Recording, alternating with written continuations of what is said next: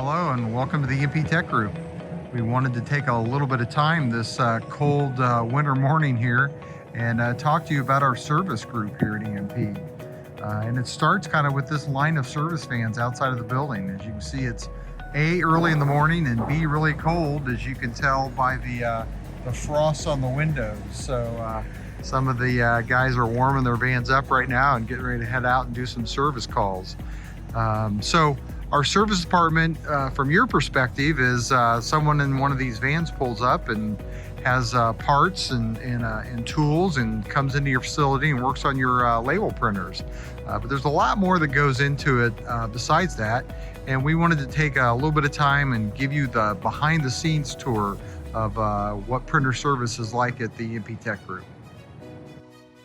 So inside of the building, you'll see an area where we keep all of our printer repair parts. And there's a lot of parts here. There's a lot of different parts. There's a lot of boxes and bins full of parts. Most of them are Zebra parts, but there's more than just Zebra here. There's some Sato and some older Datamax parts and things like that.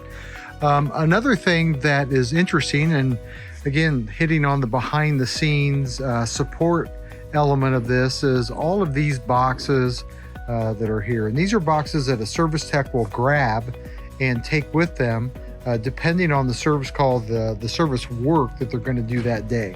You'll see that this particular bin is for 220xi4 parts.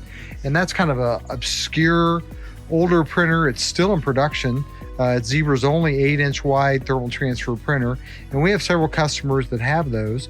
And the objective here is that when we show up to do service work or PM work on these printers, we want to do it all on one trip. We want to make sure that we get there, we get the job done, and we don't have to charge you for a return trip or schedule and eat into our schedules with a return trip. So we always try to make sure that we grab the right container. And the techs all have a container that contains Zebra parts that they carry with them every day, because that's the majority of the repair work that we do. But we have a whole ample stock of parts that we can use to ship for a customer that's doing their own service work that they just need. They need parts, or again, we can grab one of these totes that's full of extra parts for a PM or service that we're doing on a more obscure printer. One last note, this is a lot of inventory for us, and there's probably $100,000 of the parts here, easy.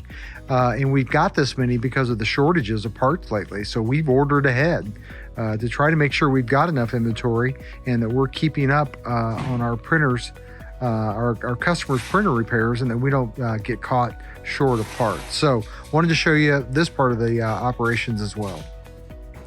So another obscure thing that, I'm talking about support of printer technicians when they come to your site, but another thing you don't think about is the fact that we do printer service here in our shop, but also the fact that you need boxes. A lot of times we'll get printers in from a customer for repair and the box is just not usable to send the printer back out in. Sometimes we get them in toilet paper boxes or old paper, paper ream boxes or things like that. So we keep kind of a stock of printer boxes here. We've also designed our own. We actually had some polyethylene foam cut to size and bought some corrugated double wall boxes. So we actually keep a stock of our own design packaging for returning printers back to a customer and getting them there in one piece. So just a behind the scenes, seldom thought about packaging thing that is part of servicing printers for our customers. So speaking of in-house repairs, that part of our business is done here in this part of our shop. 80 plus, probably even 90% of our service work is done on site at the customer site. That's better for everybody if it's logistically practical. We come to you, we've got the parts, we do the repairs on site at your facility, and it's all done in one trip. But a lot of customers, for whatever reason, will ship printers in here to us for us to repair them here. Or sometimes a printer is too challenging to be repaired on site, so it'll get brought back in here for some more extended work. So this is the part of our shop where all that happens, and these shelves are how we keep track of all the printers that are in here for repair and what we're doing with them. So the process is kind of this: the boxes here that the printers come in to us in from the customers, and then this first area here is a needs evaluated area, and there's good documentation that goes on all of these printers when they come into the house. There's a label here that says what job number it is or what service quote, when it came in, who the customer is, all kinds of good information like that. And the printers first will come over here to this needs evaluated area. Sales upstairs will send a quote. We'll evaluate it, put a quote together of what it needs to make the printer right again, and that'll get sales upstairs will then send that over to the customer for approval. In the meantime, it'll come over here and sit in this waiting on customer queue as we're waiting for that approval process to happen. And once the customer approves the repairs, it'll come over here and it'll either be waiting on the customer or waiting for a repair, waiting on parts, whatever the situation is. And you'll see there's a lot of really good checklists and printhead tests that have gone on and documentation that's on the printers at this point. So it'll sit here. A service tech, as they're available here in the shop, will repair the printer, implement the repairs here, and then it'll go over here to this repaired area. And these are waiting to either be shipped out or sometimes we'll hand carry them back. It just depends on what's going on. As parts come in for different repairs, they'll stage up on this part of the shelves, waiting then for us to again get a technician available to do the repair in the shop. So that's the shelf system that we've had in place for a long time. And then the repairs come over to one of these two tables. You'll see there's a pretty big XI4 printer, a 220 printer with a lot of parts kind of staging up and being repaired over in this area. So that's the shop area and where we keep track of what repairs we're doing in-house and get them taken care of and get them shipped back to the customer. Several cabinets over in this side of the shop, and I opened up a couple of them intentionally here because media is a big important part of this.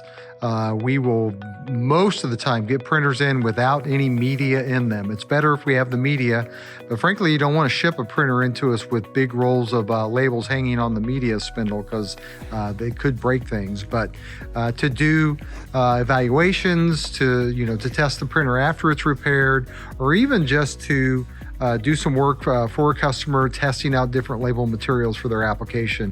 We keep a really healthy supply of sample rolls of labels, different materials, different sizes, and also ribbons. There's just a ton of sample ribbons here.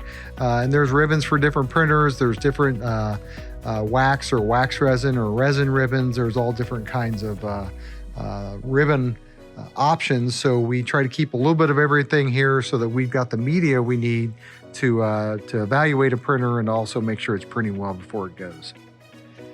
Another quick behind the scenes thing to talk about on printer repairs is documentation. So there's a couple things that come out of the printer itself. Number one, this is all of the settings on the printer as it left the facility here. And then this is a mode you can put the printer in to do a printhead test. And this is important because it prints the whole width of the label. It prints these horizontal bars so you can see that there's no elements out in the printhead. And then, like any good repair shop should do, we put kind of a checklist in there just to make sure for our sake and for your sake that we covered everything in the repair. So just trying to make sure we do a thorough job. Another note is, and there's a poster in the shop I'll show you in a minute here, about cleaning the printer. It's such a minor thing to do, but it makes such a difference because when it comes back dirty, you kind of question whether or not we did anything to it. But if it comes back all cleaned up, it looks like we fixed it. So just an important thing that we try to do.